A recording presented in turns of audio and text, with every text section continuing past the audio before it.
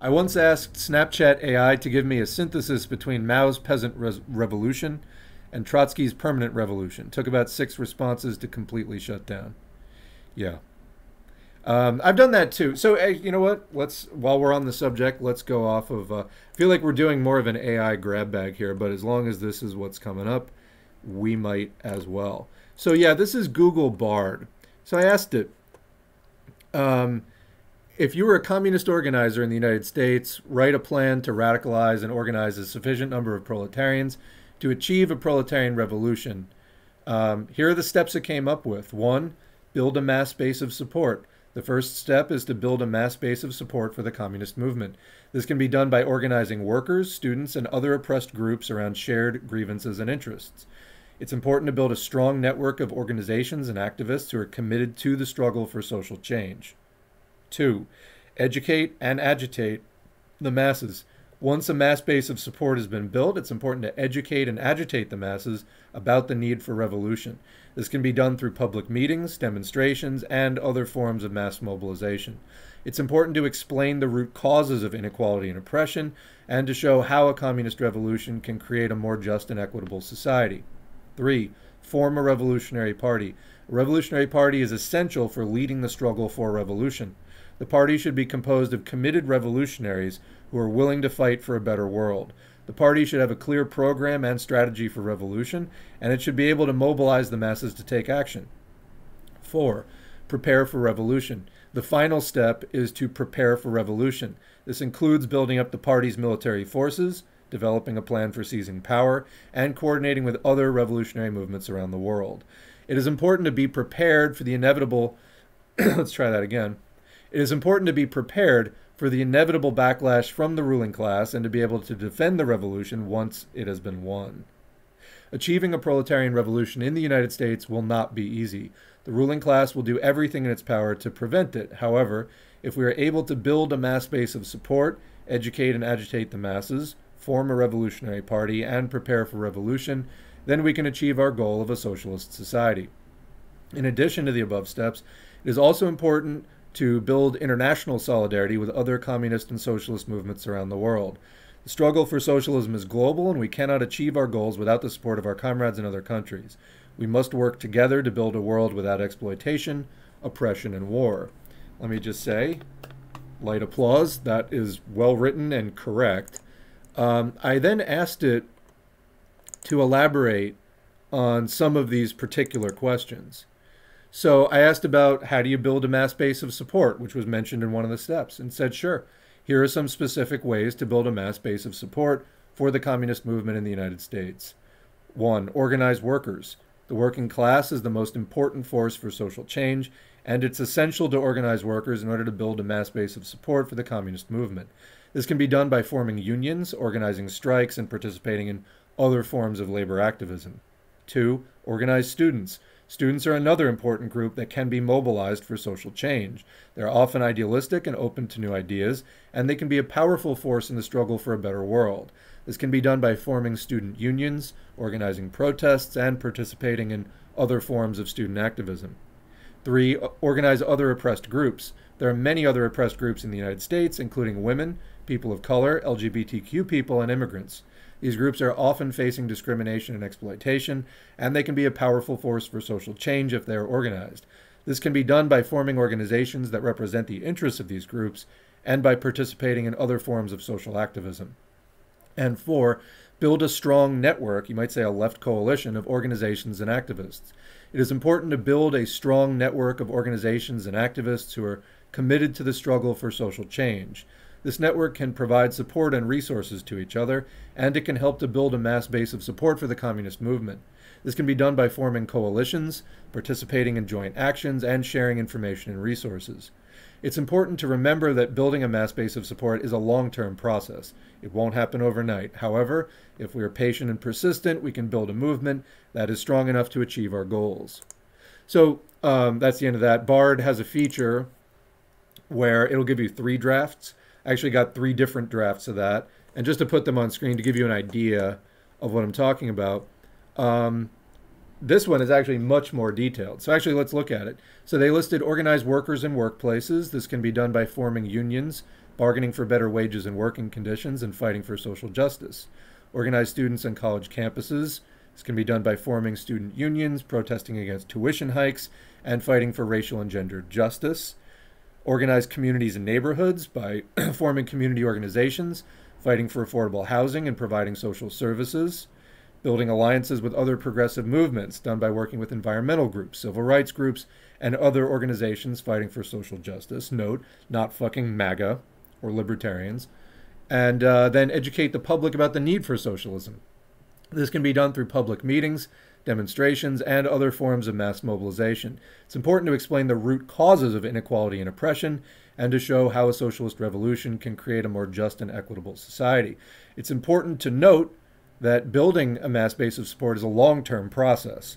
It will take, so Revolution 2030, you might say we can get a lot done in a decade, but it's not overnight. However, if we're persistent, we can build a movement that is strong enough to achieve our goals. Here are some additional tips. Wow, how helpful. Be patient and persistent. It takes time. Don't get discouraged if you don't see results immediately. 2, be organized and efficient. Use what time and resources you do have wisely. 3, be inclusive and welcoming. Make sure that everyone feels welcome in the movement, regardless of race, gender, sexual orientation, or other factors.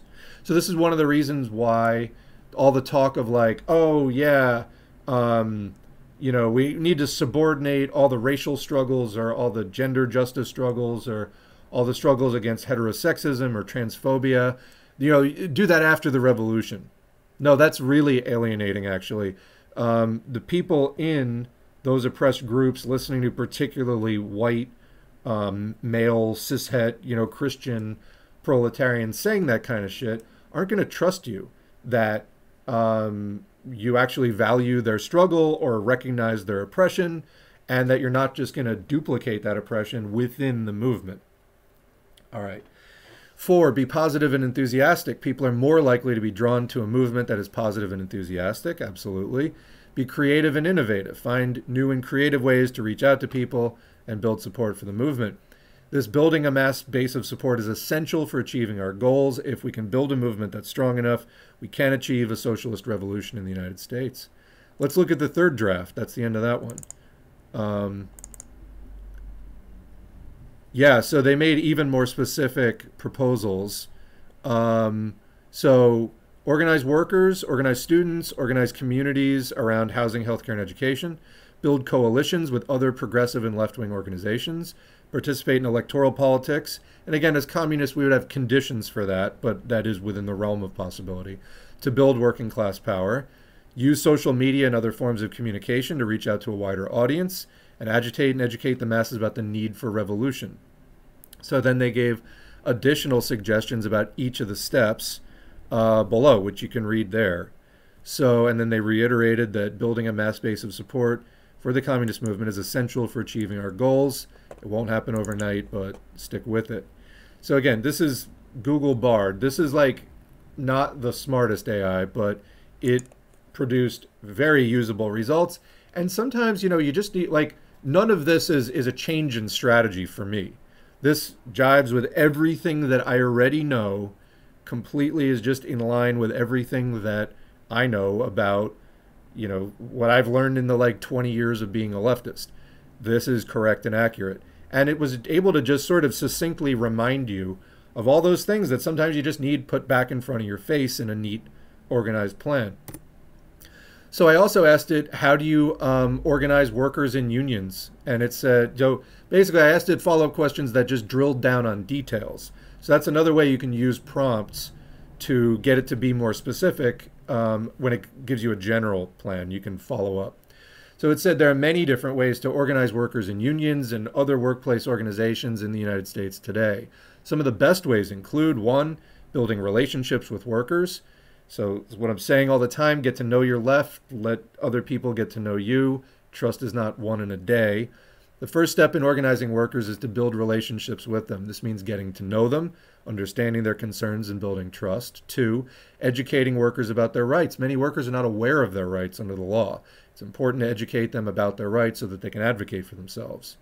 3, helping workers to identify common problems. Once workers are aware of their rights, it's important to help them identify common problems that they're facing. This can be done by conducting surveys holding meetings and talking to workers informally. All correct. 4, building a sense of solidarity among workers. It's important to build a sense of solidarity among workers so that they feel like they're part of a team and can rely on each other for support. This can be done by organizing social events, holding rallies, and participating in protests. 5, negotiating with employers. Once workers have organized and built a strong sense of solidarity, they can begin to negotiate with employers for better wages, benefits, and working conditions. This can be a difficult process, but it is important to remember that workers have the power to win if they are united.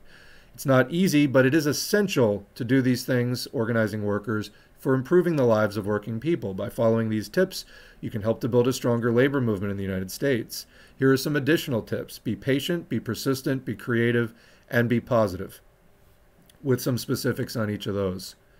So yeah, I mean, this is very useful for just sort of taking a deep breath and reminding yourself of what you need to know. There's draft number 2 of that, just putting it on the screen for people to see. And there's draft number 3. So yeah, where it added going on strike. If negotiations fail, workers may need to go on strike. This is a last resort. And strikes aren't the only kind of industrial action either. So this kind of summarizes the kind of things you'll find. We have IWW organizing manuals on the channel. This is like a really short summary, but it's correct. This is all correct information. Anyway, that's the 3rd draft there. So moving on to the next question, I asked it to tell me more about agitating and educating the masses specific to 2023 United States conditions. So I won't read everything, it's all on the screen, but it says use social media and other forms of communication to reach a wide audience. 2, organize public meetings and demonstrations. 3, distribute literature and other educational materials. 4, talk to people about your beliefs. 5, be patient and persistent. And then they also added at the end, be clear and concise, be positive and hopeful, be relatable, and be patient. So yeah.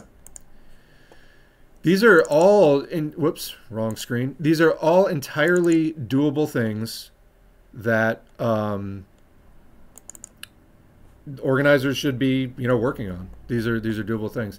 So I asked for more about that. Or is this? No, this is the second draft. This is the second draft, and it just sort of like went into more specifics about it, including getting involved in local politics and supporting progressive and left-wing organizations.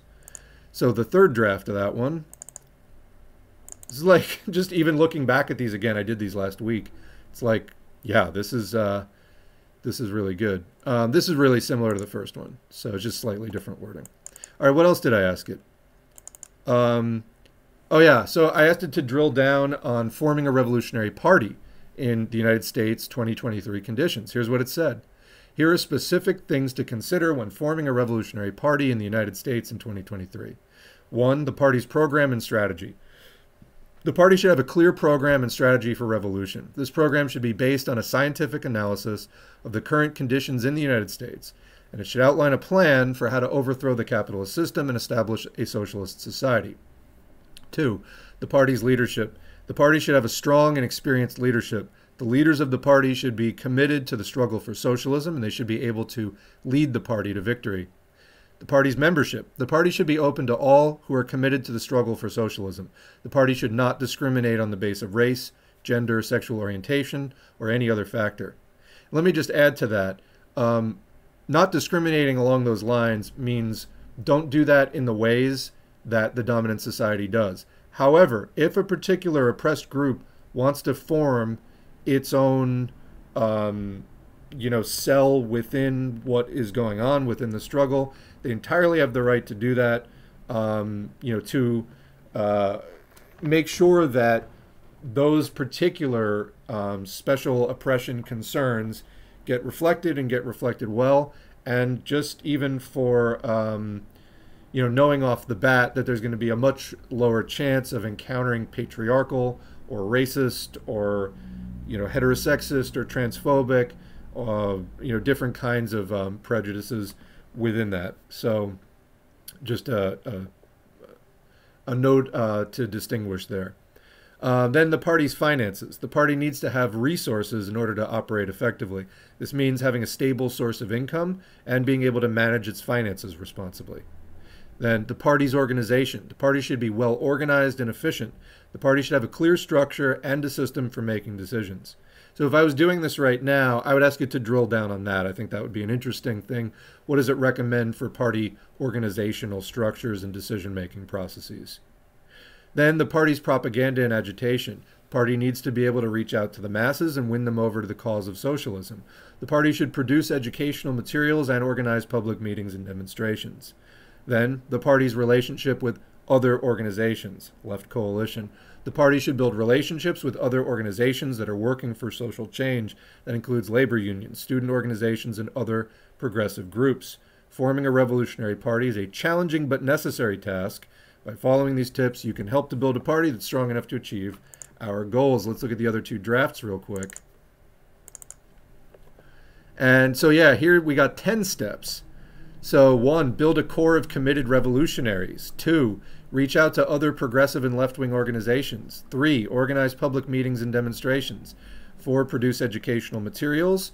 5, start a website or blog. 6, use social media. 7, be patient. 8, be persistent. 9, be creative. 10, be positive. Details on the screen for each of those.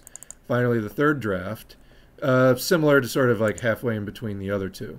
Although it also said, so let's read it out. 1, build a mass base of support. 2, develop a clear program and strategy. In other words, program and strategy to achieve its goals.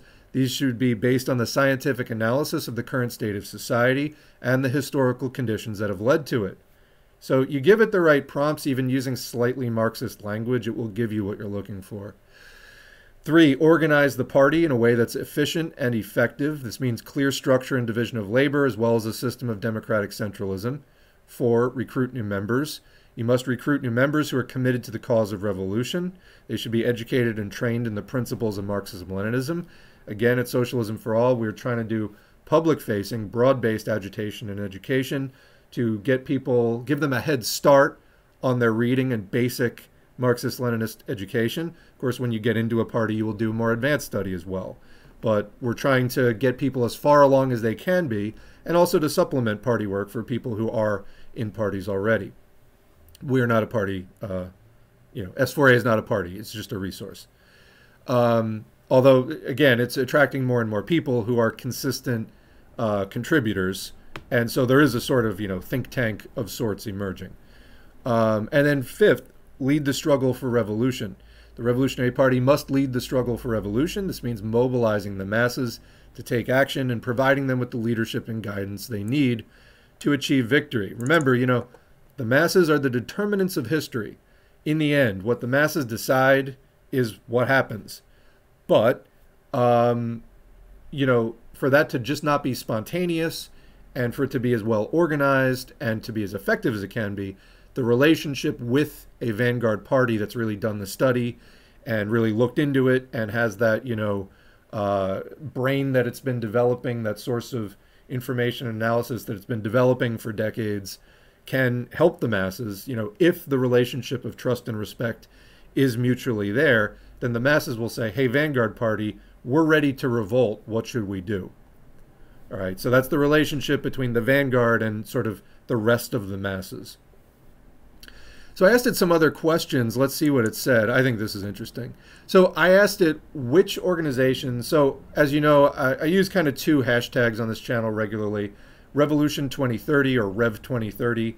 The concept that if Marxists push hard in the 2020s, we can have a moment in the broader culture by 2030. Similar to how libertarians did in the 2000s and then had the Tea Party moment in 2010. Of course, all that AstroTurf money helped.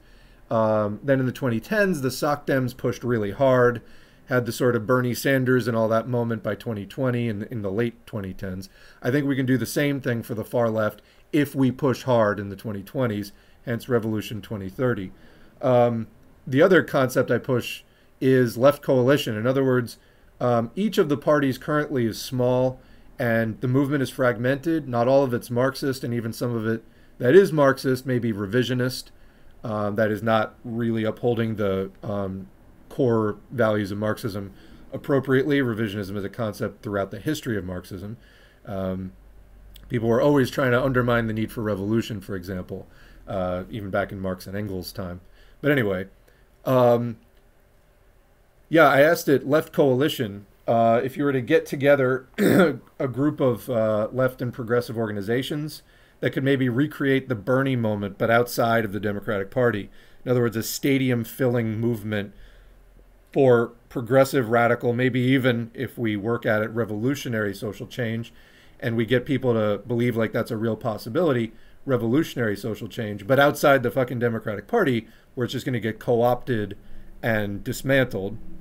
Well, what organizations should we bring together for that? And here's what it said.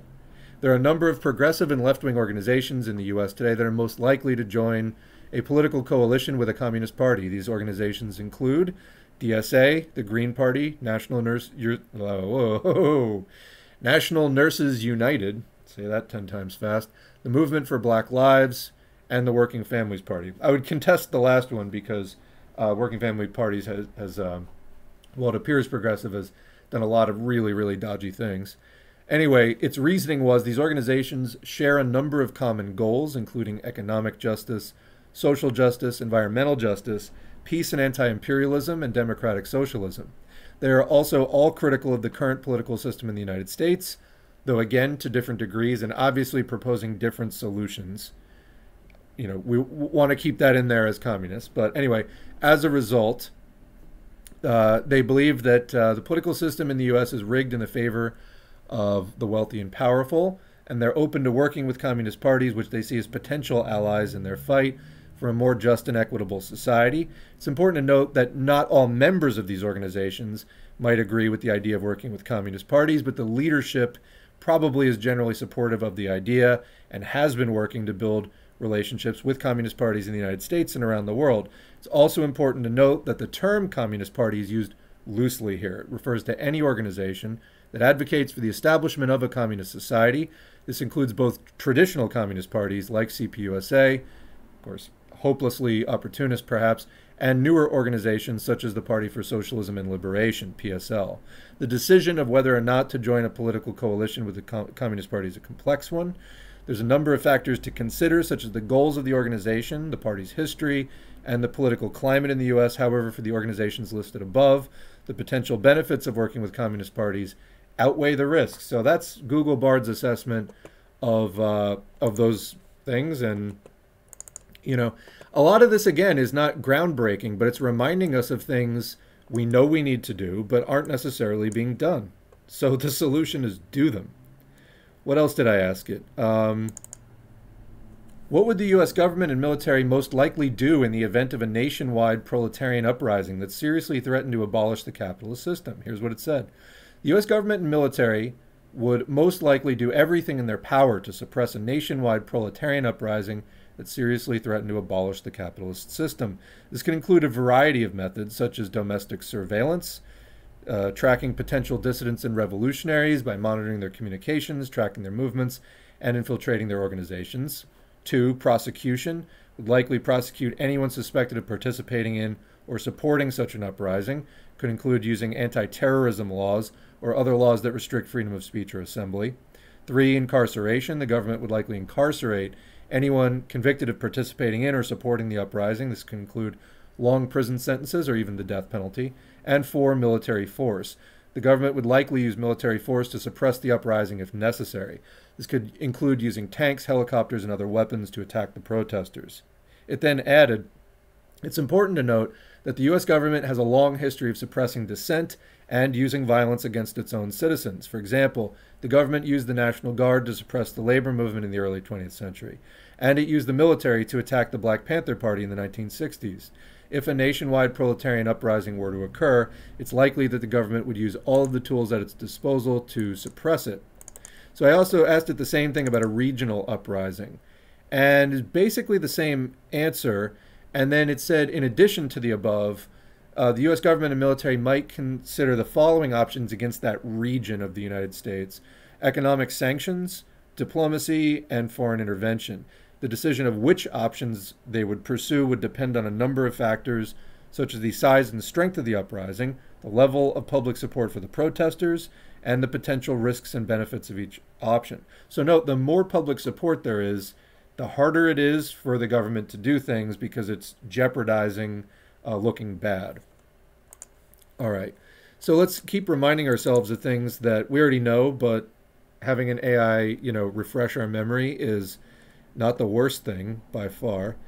So I asked it, psychologically, what are key thresholds for proletarians experiencing exploitation? And I specified in parentheses, extraction of surplus value, to let it know I was looking for a Marxist understanding, by capitalists to want to revolt against this exploitation and to begin to consciously seek out education on ways to accomplish this.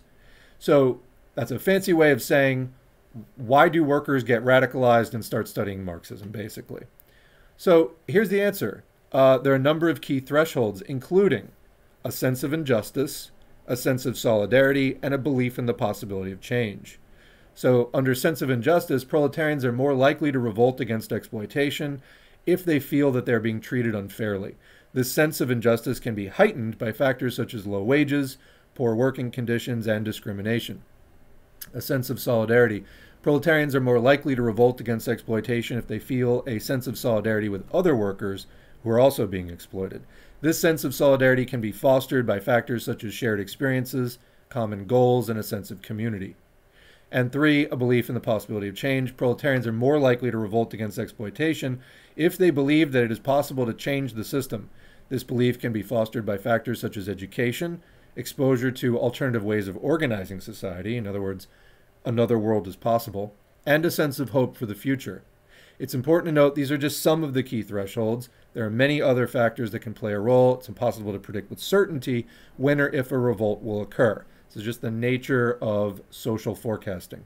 However, by understanding these key thresholds, we can better understand some of the most important conditions necessary for revolution. So let's think about this for a second. A sense of injustice. I would say a sense of injustice is already widespread in the United States. A sense of solidarity. We need work on the sense of solidarity, knowing that workers have each other's backs, and when they see another worker suffering, it's like injury to one is an injury to all, and that kind of thing. We definitely need to work on that. And then as far as a belief in the possibility of change, I think people are very, very afraid of the police state, and the belief in the possibility of change, you hear this a lot, people pushing back against that. So I think we need to work on 2 and really work on number 3. All right, have a couple more prompts here, and then I'm going to take a break for just a second, and we'll come back. What else did I ask it? How does capitalism maintain and reproduce poverty? So there's a number of ways. It listed income inequality, unemployment, discrimination, lack of access to education and healthcare. There are many other factors as well, but those are some of the other ones. And it also said, in a capitalist system, there's a natural tendency for income inequality to increase over time. This is because the wealthy tend to get wealthier, while the poor tend to get poorer. And again, the only thing that changes this is we're talking about the New Deal before and revolution. Revolution takes capitalists out of the power structure, and then a lot of the other capitalist countries have to do concessions to try to avoid revolution. But the natural tendency in capitalism is for inequality to grow. In the 20th century, we had some setbacks to income inequality, but it was revolution and massive reform just shy of revolution. So that is the natural tendency if you just let capitalism run. And then, unemployment, discrimination, lack of access to education and healthcare. Just in case you needed to be reminded, this is an AI bot that scoured the internet. Those are the top 4 things that it came up with. What else do we? I know there's like 1 or 2 more ones here. So I asked it about, I was having a conversation with it about China, and I forget exactly how it came up, but it said some phrase about the growing gap between the rich and the poor in China, now that China is allowing massive amounts of capitalism again in the post-1978 opening up strategy. So I kind of honed in on that phrase, and so I asked it a follow-up question. And I said, how does the gap between the rich and the poor in China compare to the gap between the rich and the poor in the United States? This is its answer. It said, the gap between the rich and the poor in China has been growing rapidly in recent years. In 1981, The top 10% of earners in China took home 27.5% of all income. By 2015, this share had increased to 41.4%. The gap between the rich and the poor in the United States has also been growing in recent years, but not as rapidly as in China. In 1981, the top 10% of earners in the United States took home 30.3% of all income. By 2015, the share had increased to 47.6%. So it's close, though. I mean, it's close, but this is basically a very similar trend. There are a number of factors that have contributed to the growing gap between the rich and the poor in both China and the United States. These include globalization, technological change, tax cuts for the wealthy, reduced government spending on social programs. Then the growing gap between the rich and the poor has a number of negative consequences for both countries. It can lead to social unrest, political instability, and economic stagnation. It can also make it more difficult for people to move up the economic ladder. And as we covered in the political and economic dynasties articles in the last couple of streams, real class mobility is an illusion. A few people move upward, but that's not really a thing in capitalism. Mostly the same 1% that was here 400 to 800 years ago is the same 1%. There are a number of things that can be done to address the growing gap between the rich and the poor. These include, and again, this is within a capitalist framework, but raising the minimum wage, investing in education and job training, expanding access to health care, and reducing income inequality. So just changing the amount that people are paid, both at the top and at the bottom. So anyway, that's some of what it spat out. If I had drilled down for more sort of Marxist answers, it could have given more specifics, but I was content to stay with it there. There was actually a little bit more on this. It gave me another answer here. Oh yeah, so it also mentioned the privatization of state-owned enterprises. Try that again. The privatization of state-owned enterprises has been a major driver of the gap between the rich and the poor in China. In the early 1980s, the Chinese government began to privatize some of its state-owned enterprises. This process accelerated in the 1990s, and by 2017, only about 1/3 of state-owned enterprises were still under government control. The growth of the private sector has also been a major driver of the gap between the rich and the poor in China. In the early 1980s, the Chinese government began to encourage the growth of the private sector. This is Deng Xiaoping's market reforms, Dengism as some people call it. The policy was successful, at least in its own terms. It created a lot of capitalists. And by 2017, the private sector accounted for over 60% of GDP. We're going to ask a follow-up question about that in a second. The government's focus on economic reform has also contributed to the gap between the rich and the poor in China. In the early 1980s, the Chinese government began to implement a series of economic reforms, included reducing the role of the state in the economy, promoting market competition, and opening up the Chinese economy to foreign investment. These reforms have been successful in boosting economic growth, but they've also led to a widening gap between the rich and the poor. The gap between the rich and the poor in China is a serious problem that has the potential to destabilize the country. The government has taken some steps to address this problem, but more needs to be done. Or you could have a second revolution, whatever. There was a third answer which used Gini coefficients. And you can see there a year-by-year comparison of the Gini inequality coefficient for China and U.S. side by side. And as of 2016, China's was actually higher than the U.S.'s. Actually, as of 2005, it slightly crossed the U.S.'s. And then as of 2016, 49.5, and whereas the U.S. is at 48. And it mentions the Gini coefficient as a measure of income inequality. A value of 0 indicates perfect equality, while a value of 1 indicates perfect inequality. And so, as you can see, the Gini coefficient has increased in both China and the United States over the past 35 years, but it has actually been more rapid in China. And then it talks about the new class of wealthy entrepreneurs, while others have been left behind, and so on. So I asked it, with all of this, in other words, it said that some of these changes in China were due to the growth of the private sector. I also asked it what portion of that was due to the undermining of the public sector. So in other words, in the neoliberal era, which China's market reform opening up period exactly coincides with 1978 into the 80s neoliberalism, reliberalizing resources and markets. Where was I now? Been talking for a while here. Oh yeah, I asked it. So as we mentioned before, the neoliberal slogan, defund, deregulate, privatize. Well, how much of it was not just growth of the private sector? Because if the public sector stayed exactly the same, but the private sector grew, then the overall share of the private sector would increase, but it would leave the public sector untouched. So I was trying to ask it, clearly the private sector grew. How much does that growth account for the overall shift in the relationship and percentages between public and private?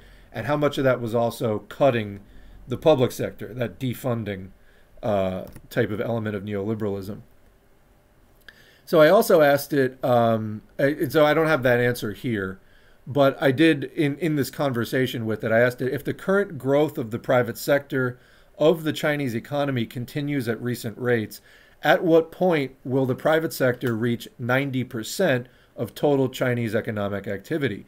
Can you also answer this question for each of the largest individual areas within the Chinese economy, such as agriculture, manufacturing, and other major areas of economic activity? Here's its answer. According to the National Bureau of Statistics of China, the private sector's share of GDP has been growing steadily in recent years. In 2017, it accounted for 62.1% of GDP, up from 58.9% in 2016. If this trend continues, the private sector is projected to reach 90% of GDP by 2030. So I don't know if it was just using those 2 years and doing the math off of that, or whether those were just example years, but in any case, and I didn't ask that follow-up, but in any case, that was its estimate, was 90% of the Chinese economy will be private sector by 2030. Then the following table on the screen shows the private sector's share of GDP in China by industry as of 2017.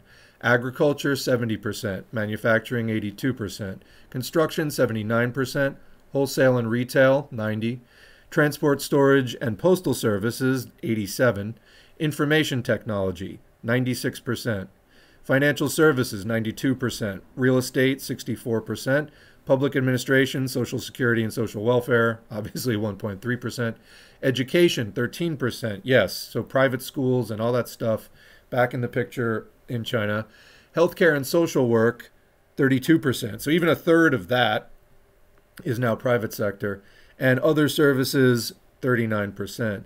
It's clear that the private sector is already dominant in many of the largest individual areas within the Chinese economy. In particular, it's almost entirely responsible for economic activity in the IT and financial services sectors. The private sector is also playing an increasingly important role in agriculture, manufacturing, and construction.